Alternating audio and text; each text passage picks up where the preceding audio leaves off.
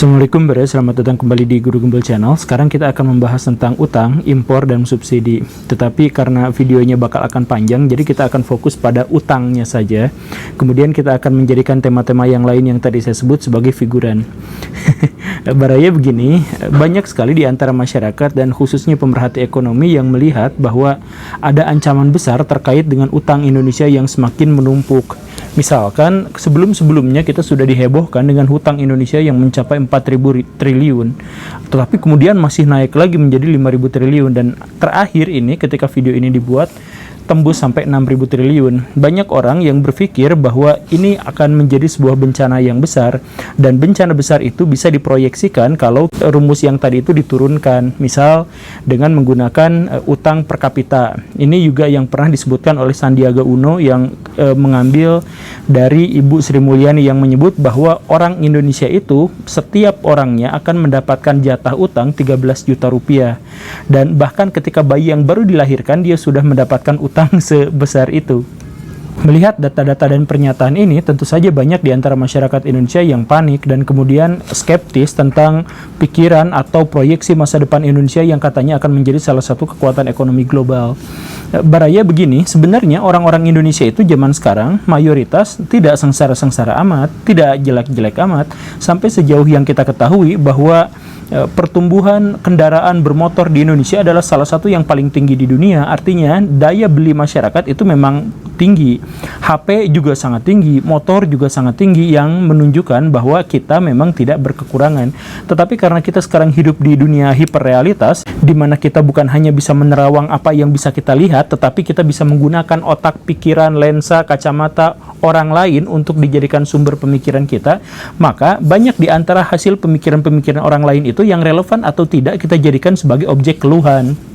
Aduh, kita sekarang miskin, aduh negara kita nggak maju dan sebagainya. Padahal kitanya baik-baik aja, HP kita kemarin aja beli dengan edisi yang lebih bagus, yang lebih baru gitu. Banyaknya keluhan itu menyebabkan banyak di antara orang-orang Indonesia yang peduli terhadap ekonomi Indonesia berusaha untuk mengajukan solusi. Dan ada beberapa di antara solusi yang diajukan itu adalah solusi-solusi yang di luar konsensus, solusi-solusi yang dianggap sebagai gagasan ekonomi baru dan sebagainya. Nah, gagasan inilah yang kemudian lama-lama menjadi sebuah poros besar, dan orang-orang yang terlibat dalam poros itu kemudian menyalahkan pemerintah. Kenapa sih pemerintah nggak mau mencetak uang? Misalkan Indonesia sekarang mau bangkrut, utang udah sampai 6.000 triliun, tetapi boro-boro melakukan seperti itu, cetak uang aja nggak mau. Lihat Cina, lihat Amerika, lihat Taiwan, mereka adalah negara-negara yang sudah menerapkan MMT dalam artian mencetak uang dengan basis proyek dan lain sebagainya. Banyaklah ceritanya seperti itu. Di satu sisi yang lain, pemerintah nampaknya juga tidak bisa memberikan keyakinan kepada masyarakat, dan ketika ada wacana ini, ada fenomena ini, ada gagasan ini, pemerintah seakan-akan bikin oposisi biner gitu, seakan-akan mereka menolak mentah-mentah kemudian tidak mau, dan ini akhirnya membuat masyarakat menjadi semakin kesal. Komunikasi yang gagal antara pemerintah dengan masyarakat ini adalah salah satu bencana paling dahsyat di Indonesia saat ini. COVID misalkan tidak terselesaikan karena apa? Karena pemerintah bikin program sendiri, sedangkan masyarakat bikin program yang lain, karena banyak di antara masyarakat yang tidak setuju atau meremehkan. Tentang vaksin saja ditertawakan, bahkan COVID ini masih dijadikan konten konspirasi dan sebagainya. Nah, saya akan jelaskan bagaimana sesungguhnya ide-ide itu bermunculan. Jadi ya buset ya, pembukaannya panjang banget. Ya kita mulai.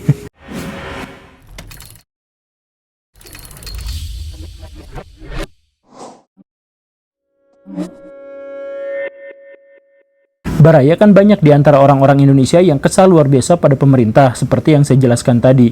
Indonesia ini sekarang lagi hampir bangkrut, kepepet, kenapa nggak cetak uang aja, kenapa nggak pakai sistem MMT aja seperti negara-negara yang sudah besar, kenapa mereka tidak dijadikan contoh untuk memperbaiki kehidupan Indonesia menjadi lebih baik. Nah, saya jelaskan di sini begini Baraya, kalau Baraya diminta untuk menjawab pertanyaan saya, Baraya milih utang atau cetak uang? Silahkan tulis di kolom komentar ya. Dua-duanya tentu saja punya kelebihan dan kekurangan masing-masing, tetapi kalau Baraya misal melihat bahwa pemerintah tidak mau cetak uang, alasannya adalah sebagai berikut. Begini Baraya, pertama, bahwa mencetak uang itu mahal luar biasa. Kemudian yang kedua, syarat-syaratnya ribet. Dan yang ketiga, ini akan memunculkan, walaupun ini masih menjadi pertanyaan besar ya, akan memunculkan inflasi. Nah, dengan alasan-alasan ini, maka pemerintah tentu saja akan memilih sebuah jalan yang sudah diketahui awal mula dan risikonya sebelumnya, yaitu utang. Berhutang itu jauh lebih baik daripada cetak uang. Garis bawahi. Kenapa? Karena berhutang itu sejauh ini cara yang paling jitu untuk bisa menjalankan prinsip ekonomi, yaitu mendapatkan keuntungan sebesar-besarnya dari pengorbanan yang sekecil-kecilnya.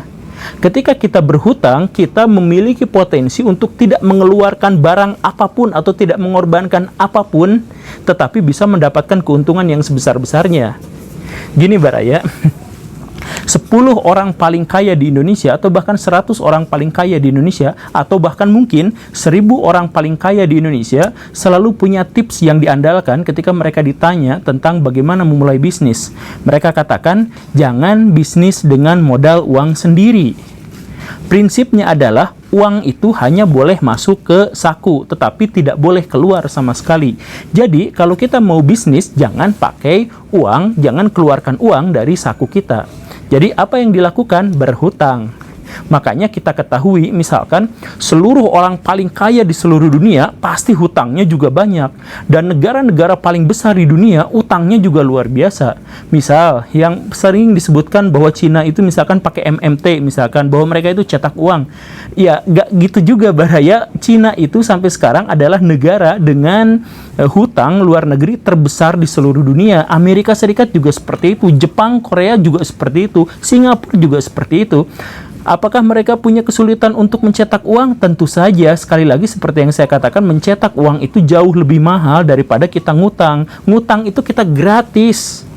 Jadi begini Baraya, kita kembali ke perumpamaan ya. Saya pengen bisnis, misalkan bisnis perhotelan. Nah, saya membutuhkan duit 5 miliar untuk bikin bangunan dan sebagainya. Maka apakah saya harus nabung? Kelamaan. Apakah saya harus cetak uang? Resikonya besar. Maka yang paling mungkin itu adalah saya berhutang.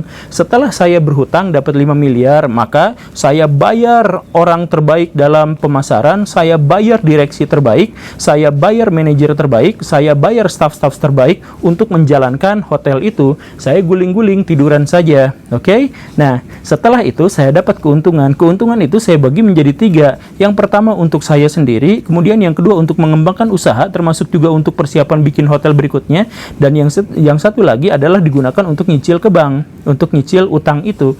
Ketika si utangnya lunas, maka si hotel itu menjadi milik saya sepenuhnya, padahal saya tidak mengeluarkan uang sepeser pun, karena uangnya dipinjam dari orang lain, dari pihak lain, dan itu dilunasi dengan hasil usaha atau keuntungan dari proyek yang saya jalankan tadi. Kan gitu, jadi saya mendapatkan keuntungan sebesar-besarnya tanpa mengeluarkan uang sepeser pun. Tapi kan butuh jaminan. Nah itu kalau soal jaminan saya sudah jelaskan di episode yang lain ya. Tetapi kalau kita punya hutang, kita kan akan diuber-uber sama si pemberi utang, ya kan? Iya. Terus selain itu, iya kalau bisnisnya berhasil, kalau gagal gimana? Nah, jawabannya ringkas Baraya. Misal begini, saya sudah jadi punya hotel itu, kemudian bangkrut total luar biasa, jelek kinerjanya dan sebagainya, atau kena COVID sehingga tidak ada yang menginap di sana. Karena bangkrut, si bank marah-marah, "Oi, kembalikan duit gua." Ya, saya tinggal bilang, "Maaf, saya nggak punya duit, sita aja tuh hotelnya." Ya udah, sama bank hotelnya disita. Apakah saya rugi? Ya enggak. Kan hotel itu juga hasil pinjaman dari bank. Kalau disita sama bank ya silakan aja. Nah, jadi berhutang itu kita tidak akan rugi apapun dalam konteks itu ya. Makanya sekali lagi saya katakan, walaupun ada potensi atau ada harapan untuk mencetak uang sebesar-besarnya di seluruh dunia, orang sampai sekarang dari mulai negara sampai orang-orang paling kaya itu tetap memilih untuk berhutang daripada nyetak uang. Ya tentu saja realitanya tidak sesimpel itu, kan utang juga macam-macam bentuknya ya. Jadi gini nih ya, kalau ada pernyataan utang kita menumpuk luar biasa, sebenarnya itu bukan pertanyaan atau bukan persoalan substansial. Yang jadi pernyataan substansialnya itu adalah si utang itu digunakan untuk apa, bukan berapa nominalnya. Amerika Serikat nominalnya besar sekali, tapi nggak ada masalah. Jepang besar sekali, tapi nggak ada masalah. Karena yang paling penting itu si utang itu dialokasikannya buat apa. Sejauh ini pemerintah di seluruh dunia bisa kita kenal pakai utang itu dengan 3 upaya. Yang pertama itu adalah untuk mensubsidi rakyatnya. Kemudian yang kedua untuk jajan awet, bikin infrastruktur dan sebagainya seperti yang pemerintah lakukan sekarang. Atau yang kemudian yang ketiga bikin bisnis. Jadi nanti si uang tergolangkeun. Nah, yang paling buruk dari pengelolaan utang itu adalah si uang itu digunakan untuk konsumsi. Nah, dalam hal ini subsidi. Jadi subsidi itu kutukan luar biasa. Kita ambil contoh yang sangat terjadi lah di Indonesia gini ya, Baraya ya. Indonesia subsidi BBM. Bagaimana mekanismenya? Begini, Indonesia punya sumber-sumber minyak, sumur-sumur minyak yang sangat banyak dan sangat besar. Tetapi Indonesia tidak bisa mengelolanya sampai sekarang. Karena tidak bisa mengelolanya, maka yang terjadi adalah si minyak-minyak mentah dari Indonesia itu yang dibor dari sumur-sumur di Indonesia itu dijual ke Singapura. Karena kita nggak bisa mengelolanya. Harga minyak mentah itu per liter itu Rp5.000, katakanlah ya, Rp5.000. Sama Singapura diambil, terima kasih saya beli Rp5.000 per liter.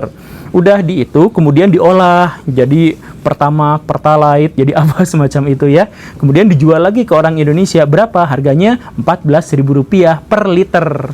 Dengan demikian si Singapura untung berapa sekian lah ya.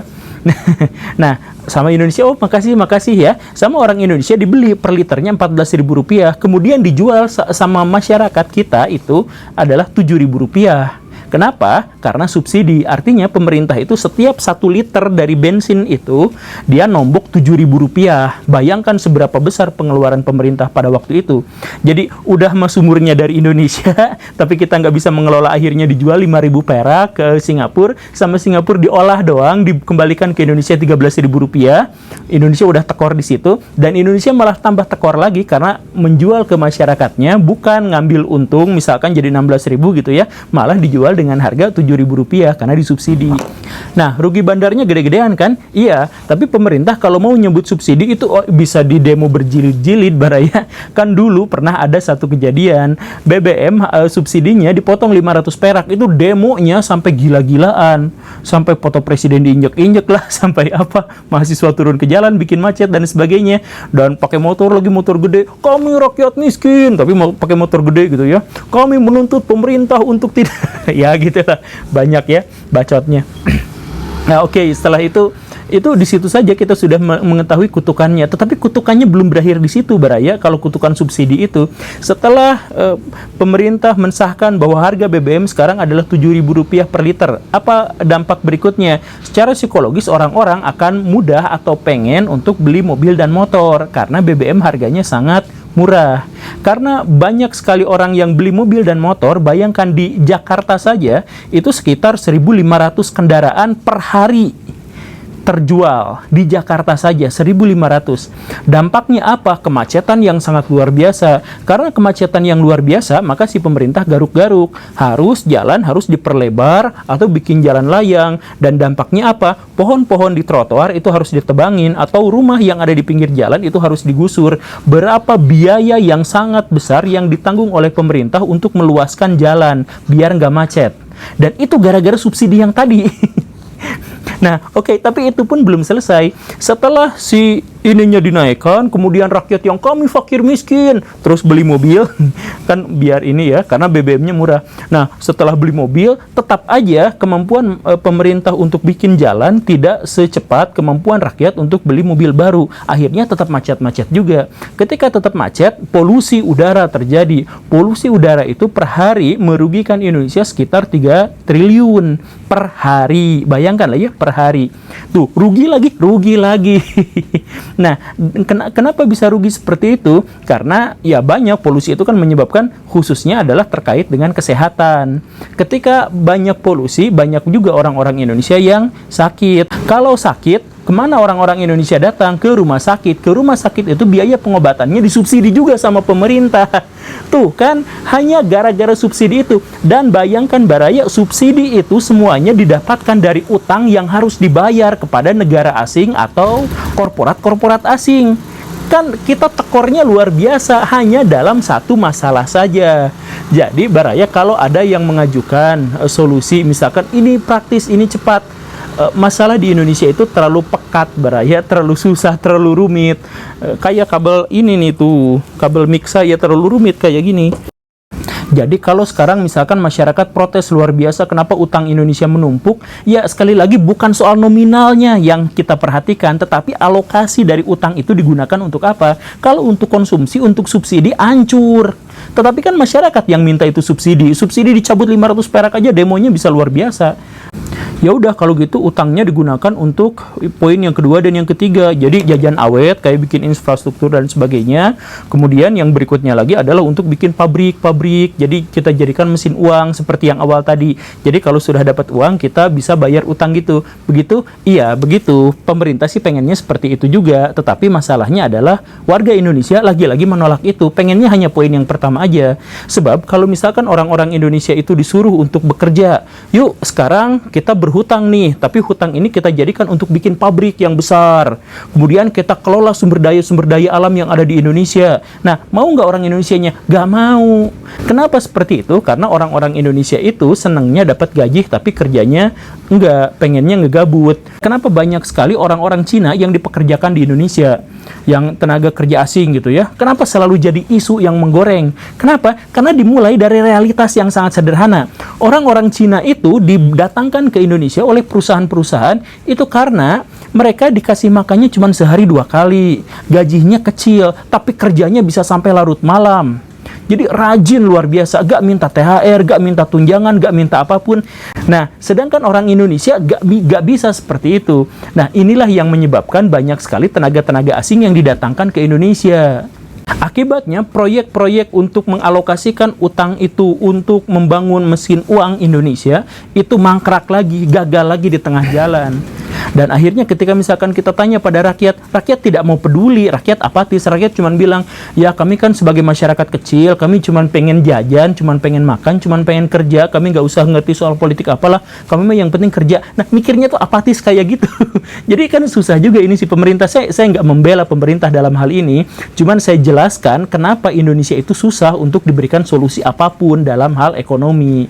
Masalahnya itu nggak sesederhana, mendingan kita cetak uang berbasis proyek, kemudian kita bakar lagi uangnya, nggak sesederhana itu.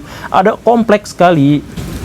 Tapi kan sumber daya alam kita itu banyak, ngapain juga utang? Kan kita bisa manfaatkan sumber daya alam yang ada di Indonesia. Tapi kenyataannya adalah utang iya, impor iya. Kita punya segala sesuatu, kita punya beras dan apa, tapi bahkan beras pun harus impor dari Thailand. Gimana ini kebijakan pemerintah? Nah, soal itu kita akan bahas kapan-kapan ya. Karena takut durasinya panjang. Biarin, nggak apa-apa kan, endingnya nggak jelas kayak gini juga. Terima kasih karena sudah menyimak. Saya Guru Gembul. Assalamualaikum warahmatullahi wabarakatuh.